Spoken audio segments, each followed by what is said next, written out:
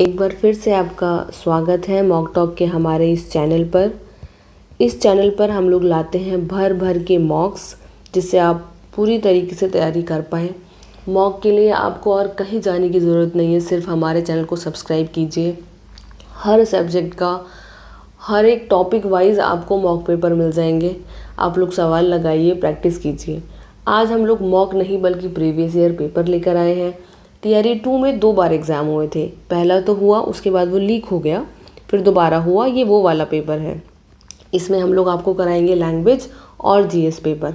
अगर इसके अलावा भी आपको कोई मॉक चाहिए या कोई भी प्रीवियस ईयर पेपर चाहिए, हमें कमेंट में बताइए, हम आपके लिए स्पेशली लेकर आएंगे।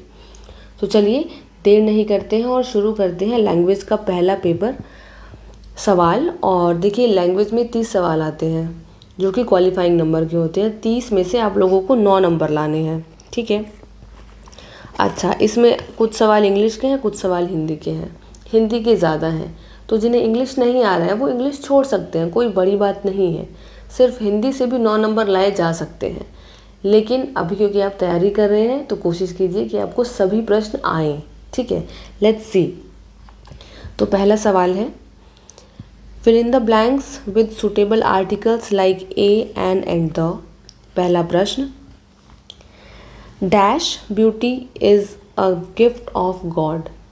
तो इसका उत्तर होगा ई, नन ऑफ द अबव, क्योंकि उसमें कुछ नहीं लगेगा, ठीक है। सिंपल एक लाइन होगी, beauty is a gift of God. अगला प्रश्न, Rajan is selected as dash MBBS doctor. ठीक, तो इसका उत्तर देखिए, ऑप्शन देखिए, द, ए, एन, डी या फिर ई। तो इसका उत्तर होगा सी, ठीक है। क्यों सी होगा? क्योंकि जो ए एन है वो समझ आता है कि ए ई आई ओ यू जो अपने वॉवल्स होते हैं उस पर डिपेंड करता है, लेकिन ये उसकी साउंड पे डिपेंड करता है। देखने में ये लग रहा है एम, लेकिन एम हम बोल रहे हैं एम, ठीक है। म नहीं ना बोल रहे हैं, हम बोल रहे हैं एम। तो ये ई आ रहा है, इसलिए यहाँ पे लगेगा एन। अगला प्रश्न, which of the following is not a part of grocery store. यानी ग्रोसरी स्टोर पर क्या नहीं मिलता है? Option, cereals, oil, leather, D या फिर ई। तो इसका उत्तर होगा साथियों, बहुत आसान है, सी, लेदर नहीं मिलता है। अगला प्रश्न, which of the following is not a continent. ठीक है, तो महाद्वीप कौन सा नहीं है? एशिया, ऑस्ट्रेलिया, अरब, डी या फिर ई। तो इसका उत्तर होगा सी, अरब कोई भी कॉन्टिनेंट नहीं है। अगला प्रश्न, if it is May then the previous year month was. Option, अगर अभी मई है तो पिछला महीना कौन सा था? प्रीवियस यानी पिछला। ऑप्शन, अप्रैल, मार्च, जून, डी या फिर ई। मुझे लगता है कि इंग्लिश के प्रश्न मुश्किल नहीं होते हैं, बस एक बार उसको समझ आ गया ना तो फिर वो आसान हो जाता है। तो इसका उत्तर बहुत आसान है, ए, अप्रैल। मई से पहले क्या आता है? अप्रैल आता है। अगला प्रश्न, स्प्रिंग कम्स बिफोर। स्प्रिंग किससे पहले आता है? Option, winter, rain, autumn, D या फिर ई। तो इसका उत्तर रहेगा ई, ठीक है। तो देखिए, क्योंकि वो समर से पहले आता है, समर ऑप्शन में है ही नहीं, इसलिए ई, ओके। अगला देखिए, what we call the father of our mother. हमारी माँ के जो पिता हैं उनको क्या बोलेंगे? तो ऑप्शन देखिए, grandfather, great grandfather, maternal grandfather, D या फिर ई। तो इसका उत्तर होगा सी, मैटरनल ग्रैंडफादर, ठीक है। कहीं कहीं पे उनको ग्रैंडफादर भी बोला जाता है, बट क्योंकि ऑप्शन में मैटरनल है इसलिए हम सी को ही देखेंगे। अच्छा, मैं आपको बता दूं, मैटरनल कहीं भी यूज़ होगा तो वो माँ साइड के रहेंगे लोग, रिश्तेदार, और जहाँ भी पैटर्नल लग जाएगा तो वो पिता के साइड के हो जाएंगे, ठीक है। ये याद रखना है ताकि आसान हो जाए। अगला प्रश्न, sister's daughter is called as. यानी बहन की बेटी क्या कहलाती है? Option, niece, sibling, cousin, D या फिर ई। अगला प्रश्न देखिए, हिंदी भाषा का साहित्य पुस्तक के लेखक हैं।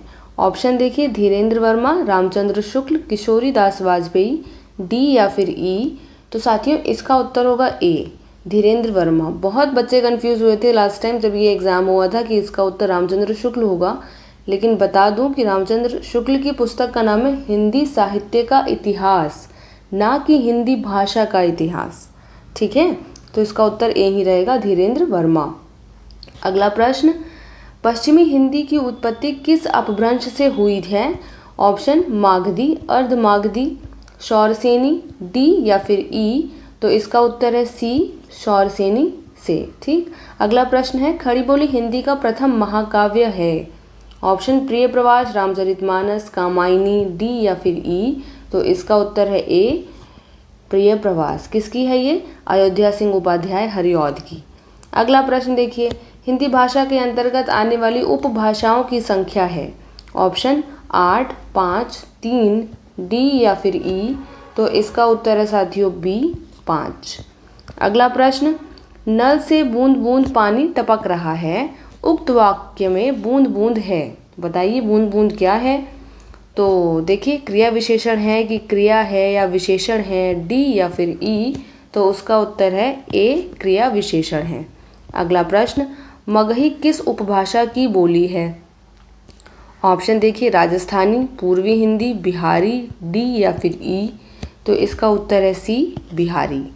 अगला प्रश्न, मैथिली बोली के कवि हैं? ऑप्शन विद्यापति, अमीर खुसरो, नंददास, डी या फिर ई? बहुत आसान प्रश्न है, इसका उत्तर है ए, विद्यापति। सबको पता होगा मैथिल कोकिल कौन है? विद्यापति हैं। अच्छा, अगला प्रश्न, अवधि का लोकप्रिय महाकाव्य है? ऑप्शन मृगावती, रामचरितमानस, मधुमालती, डी या फिर ई? बहुत आसान है, दोबारा ये है बी, रामचरितमानस। अगला प्रश्न देखिए, य, घ, थ में कौन सी ध्वनि महाप्राण है? ऑप्शन घ, थ, य, डी या फिर ई?